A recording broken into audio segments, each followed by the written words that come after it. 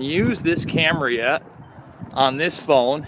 So number one, it's a gorgeous day. It's a little bit windy right now. It's so nice out. Number two, I am getting fat. I need to get in much better shape. And, everybody knows that Karma passed away, man, what seems like forever ago now. So I'm going to try to do these daily walk and talks every day again, because once again, guys, I got to start working off this tire, and there's plenty to talk about. So let's start with Cuomo.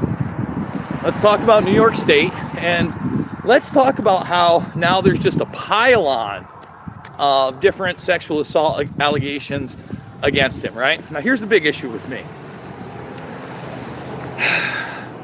This all seems like a distraction from not only this whole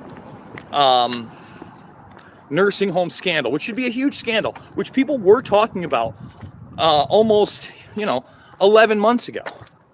Almost 11 months ago. Remember, we're now, 1 week away from 2 weeks to stop the spread, to keep the hospitals from overflowing. We're 1 week away from that now. So by the way, thumbs this video up, right? So you have that aspect of it, but people have to realize that Cuomo had already created a medical dictatorship, kind of the precursor to what we're seeing now with COVID 1984. What do I mean? He took away your right as a parent to have a religious exemption from vaccinating your child from anything in New York State. Let me repeat that. He took it away.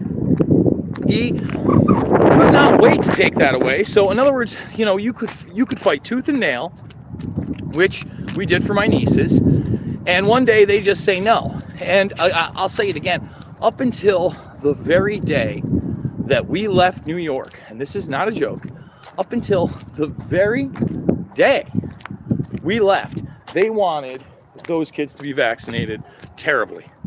They weren't even in school. Okay, there was no in-school learning, and that was the state's concern. That shows you about priorities, okay? So there's that scandal, there's the nursing home scandal of yesteryear, and then there's another scandal impending right now, which a lot of people unfortunately can't really comprehend and are just kind of ignoring out of ignorance, because the media is talking about super spreaders. And quite frankly, I can't talk about it on this platform except for to direct you guys over to Rockfin and go watch my video that gets a little emotional about my friend Nancy, who had her wake yesterday. And that'll kind of explain to you how I feel about what's going on to this very day. Again, you can look into it. Many of these upstate nursing homes didn't have a single coronavirus death all year. No COVID 1984 deaths for 10 plus months, 11 months up, and then magically, all of a sudden, you know what happens. You're going to have to look that up for yourself. So let's move on, because Cuomo, he's not resigning. He's already saying he's not going to step down. All right, think about that. This guy has done all this corruption for years and years and years and years. All right, outside of what's happened in the last year, which is utterly deplorable. And now it's just a pile on of you're a scumbag, sexual abuse, allegations. To me, listen, not to trivialize that behavior, because that's not what we're doing here, but that is nothing compared to the real scandals that should be surrounding this guy, period. All right, so let's move on to Joe Biden. Still can't speak. Zombie Joe still can't speak. Now, I'll probably play this clip a little bit later, but if you haven't seen it yet, the man can barely read off a prompter. He doesn't know what he's saying. He can't address human beings. So today, it was another moment of, the thing, basically. He was trying to talk about his Secretary of Defense. He was trying to talk about the Pentagon. He was trying to talk about national defense. And, he failed utterly miserably. couldn't remember his name. I keep calling him the former general, blah, blah, blah. I mean, it's so in your face that this guy is nothing more than a placeholder, than a puppet that probably behind the scenes has already signed over most of his executive powers to Kamala Harris. And Kamala Harris is just, basically a sociopath, right? I mean, I'm not boosting her up or telling you that she's making any kind of decisions either, because I don't believe that. But what I do believe is that she's meeting with more of the players, the world leaders, etc. She's speaking on behalf of the Predator class and their agenda much more, as she's much more coherent, and she is getting ready to take the helm as the face of that agenda, because there's no way that you can keep rolling out a zombie that, I'll repeat, cannot speak. This is a nice neighborhood. I'm glad I moved here, by the way. And that brings us to the next part of this broadcast. Iowa, #1 for opportunity, according to U.S. News. I think it's U.S. News and World Report. And why is that important? Well, it's kind of a no-brainer that if you're one of the very, very few states, okay, that is open right now, that did not force a mask mandate. And believe me, I was very unhappy when we got even the partial mandate and they tried to shut down the cage aggression event, all that stuff. People pushed back, and what happened? That ended, right? So, of course, there's going to be more opportunity in a place like this, more opportunity in a place like South Dakota. The economy's open, I mean, it's not hard.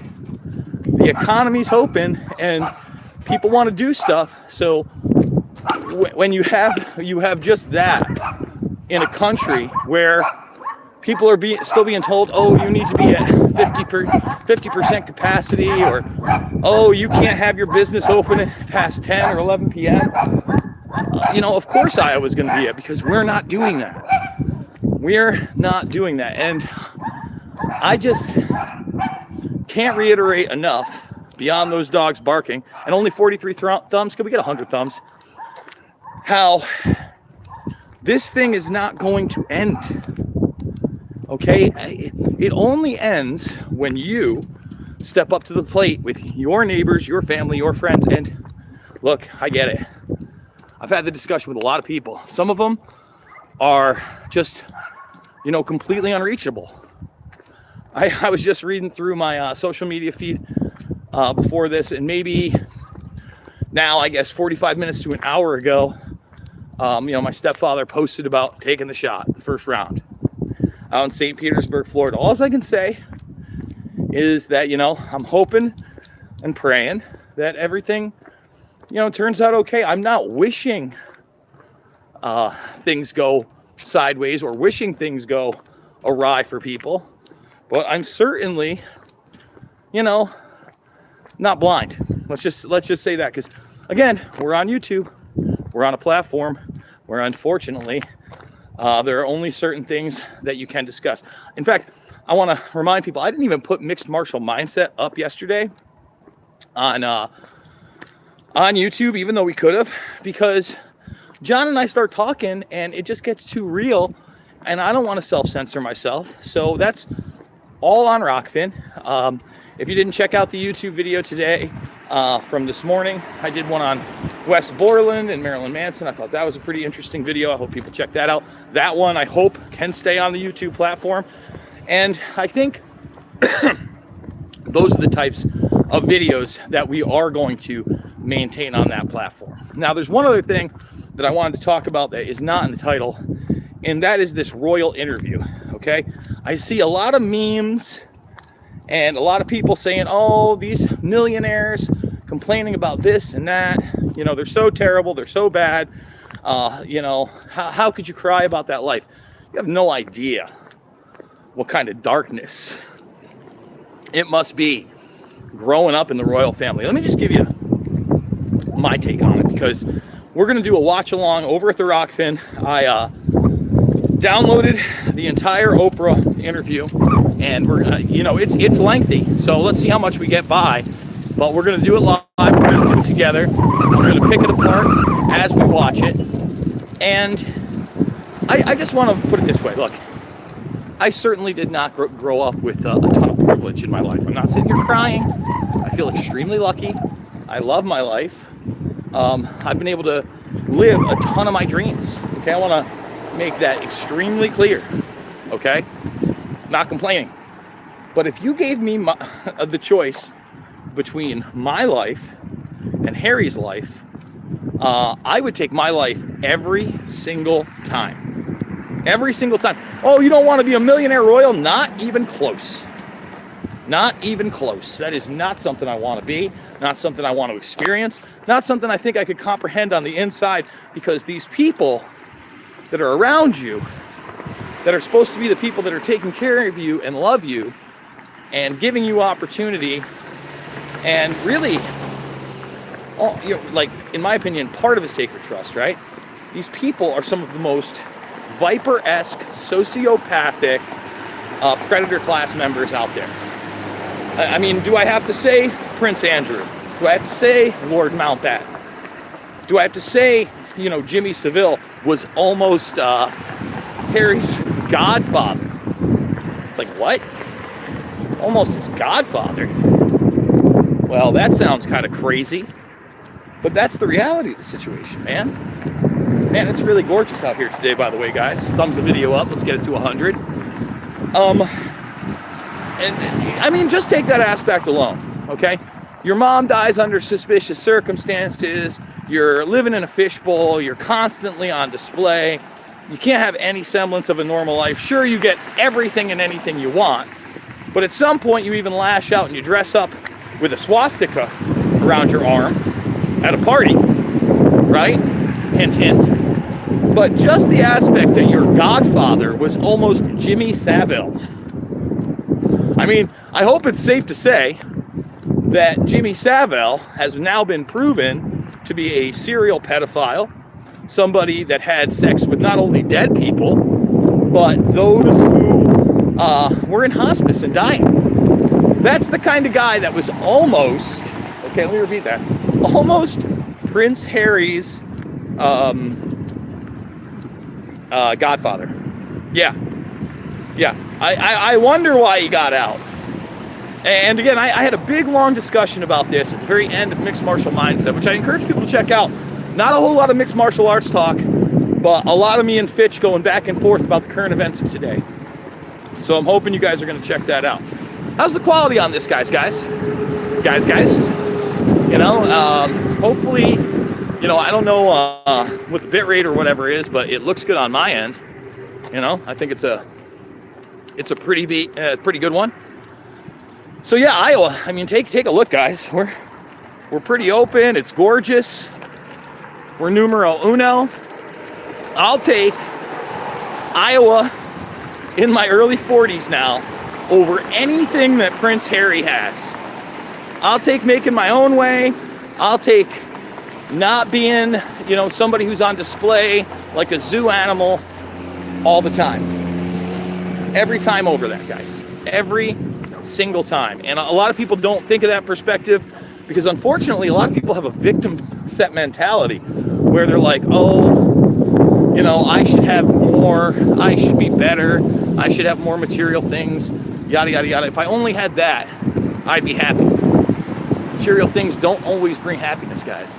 It's good to be stable, it's good to have money, it's good to have a plan, but at the end of the day, do you constantly want to be among some of the most Viper-esque criminal elite of the predator class? Personally, I don't. So if you haven't made the free Rockfin account, now's the time to do so. Rockfin, have I mentioned Rockfin?